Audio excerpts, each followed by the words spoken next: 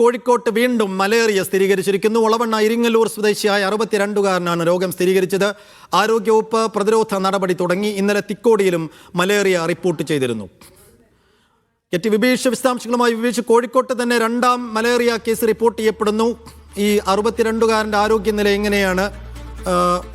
കൂടുതൽ പരിശോധനകളിലേക്കും പ്രതിരോധ നടപടികളിലേക്കുമൊക്കെ ആരോഗ്യവകുപ്പ് കടക്കുന്നുണ്ടോ? സൈഫു, കോഴിക്കോട്ടെ രണ്ടാമത്തെ മലേറിയ കേസാണ് ഇന്ന് റിപ്പോർട്ട് ചെയ്തിരിക്കുന്നത്. കഴിഞ്ഞ ദിവസം അതായത് ഇന്നലെ തിക്കോടിയിൽ ഒരാൾക്ക് മലേറിയ റിപ്പോർട്ട് ചെയ്തിരുന്നു. അത് ഇതര സംസ്ഥാന തൊഴിലാളിയായിരുന്നു, മധ്യപ്രദേശ് സ്വദേശിയാണ്.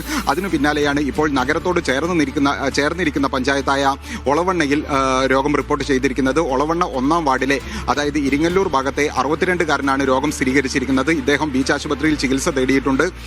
ഇദ്ദേഹത്തിന്റെ ആരോഗ്യനില പൂർണ്ണമായും തൃപ്തികരമാണ് എന്നാണ് ആരോഗ്യവകുപ്പ് അറിയിക്കുന്നത്. ഇദ്ദേഹത്തിന്റെ ബന്ധുക്കൾക്കോ ഒപ്പമുള്ള ആളുകൾക്കോ ആർക്കും രോഗലക്ഷണങ്ങളില്ല. അതുപോലെ തന്നെ നാട്ടിലെ ഇദ്ദേഹത്തിന്റെ പ്രദേശത്തുള്ള 300ഓളം പേരുടെ രക്തസാമ്പിളുകൾ ആരോഗ്യവകുപ്പ് ശേഖരിച്ചിട്ടുണ്ട്. ഈ പരിശോധന നടന്നു വരികയാണ്. പ്രദേശത്ത് ആരോഗ്യവകുപ്പ് പ്രതിരോധ നടപടികളും ഊർജിതമാക്കിയിട്ടുണ്ട്. സൈഫോ.